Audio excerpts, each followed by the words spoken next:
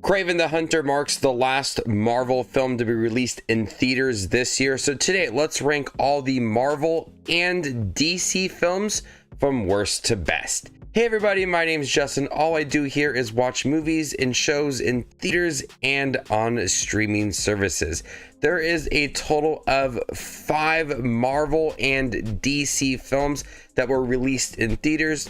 There were a few other animated films that were released on demand. I'm not going to be including those films. I'm just going to be strictly focusing on the films that were released in theaters. So leave your list down below. How would you rank them all, from the first one being Madam Web to the latest one, Kraven the Hunter? Coming in last place, Madam Web.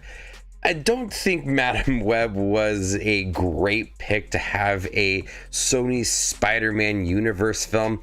There isn't much that drew me into that character in the first place. It wasn't something that was going to grab everybody's attention.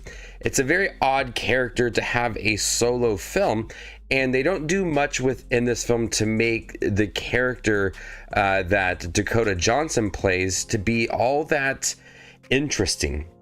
And the way that they go about this movie, it feels very lacking in excitement. The tone is really all over the place. They don't do much to add any personality to this movie. There is a great cast behind it, but when you look at all the characters that are involved within this movie and teasing that they were going to have big moments where they were going to be playing the characters, like the superhero characters, and that last scene was like the only thing that we got for it. There's a lot of wasted potential with this movie. It has the right idea behind it and could have some interesting scenes, but it's just a film that drags. There's no excitement to it. It is a film filled with very cringy dialogue, a villain that is in no way memorable. It's just a movie that just goes along. It doesn't really do anything to really challenge itself either. It's just a very simple Sony Spider-Man film, and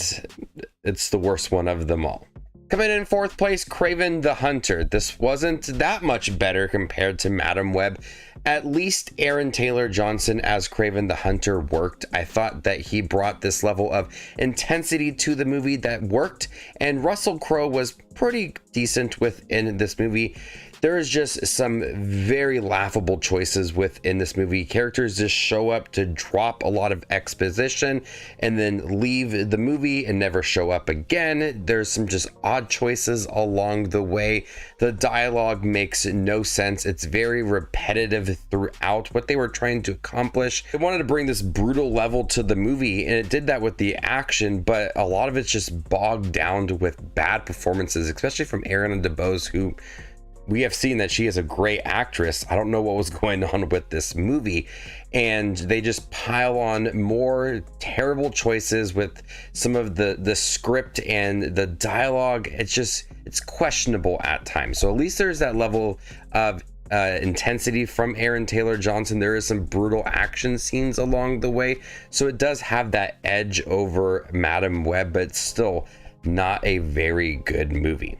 Coming in number 3, Joker, Follie, Deux. I had a really hard time with this ranking between Kraven at number 4 or Joker 2 at number 3, or Joker at number 4 and Kraven at number 3. And they're both not very good. At least with this movie, you get some good performances from Joaquin Phoenix and Lady Gaga. Lady Gaga is such a talented singer, and she does a great job within this movie. Todd Phillips does a fine job directing this movie. It looks really good with Arkham and all of like the darker scenes throughout this movie, but it's very inconsistent with its story. Focus a lot of Lady Gaga and Joaquin Phoenix relationship, and then you turn it into a courtroom drama, and then it's also a musical. There's just a lot that goes on within this movie, and I don't really feel like one singular storyline powers over the other. So you just have a very inconsistent storyline throughout. I don't think many people realize that it was a musical,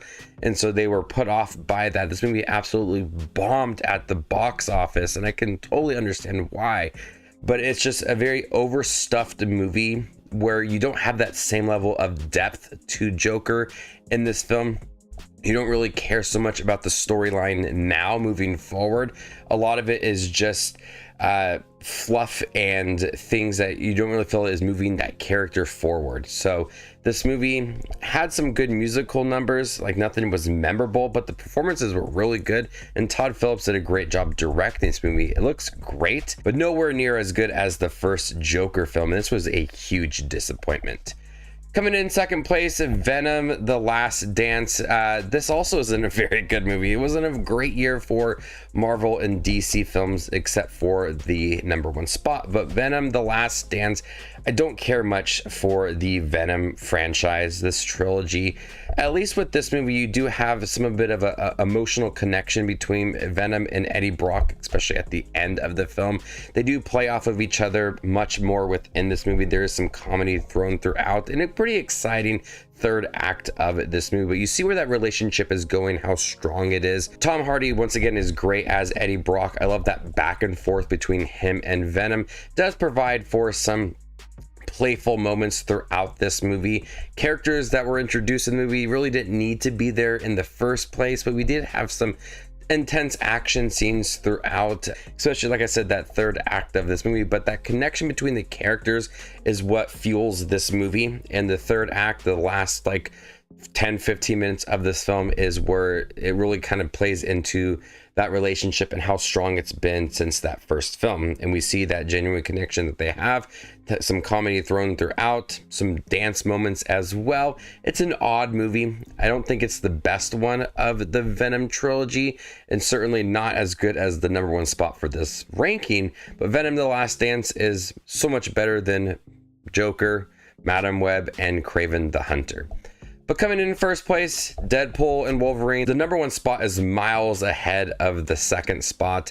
Deadpool and Wolverine had so many exciting moments and so many cool cameos from Jennifer Gardner and Channing Tatum and Wesley Snipes and Chris Evans. There was just so many cool things about it. I think they did a great job with the multiverse and also paying homage to the Fox movies like Fantastic Four and Elektra. Ryan Reynolds and Hugh Jackman have such good chemistry in here.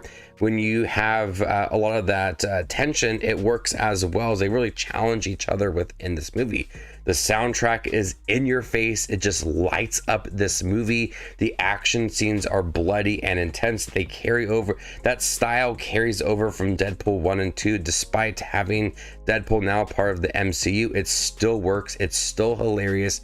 It's still a bloody good time. And everything that I want from a multiverse film is within this movie. Cameos galore. It's funny. It's impactful.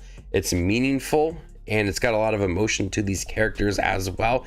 It's the most exciting film this year for a Marvel or DC film, and one of the better films I have seen this year. Some people don't like this movie. It's overstuffed with just cameos that really don't make sense or just don't do much with the story, but that's what I love. I love cameos, and I love exploring all of that and having some silly fun moments, but also there's moments that just work with its story and trying to have that emotional connection between Wolverine and Deadpool and challenging Wolverine to be the better version of himself, and Deadpool bringing all of that out. At least that works on a more personal, emotional level for this movie. So it's easily the best Marvel or DC film this year, miles ahead of the other films within this list. And I hope that next year we will have an even better year with Superman and Fantastic Four and Thunderbolts and Captain America. There's a lot of great films coming out next year, so I'm excited to do another ranking video like this next year and see if there's some better films thrown throughout. So there you guys have it, all 5 Marvel and DC films ranked worst to best. How would you rank them all for the year 2024? Let me know in the comment section down below, and stay tuned for more up and coming content like this.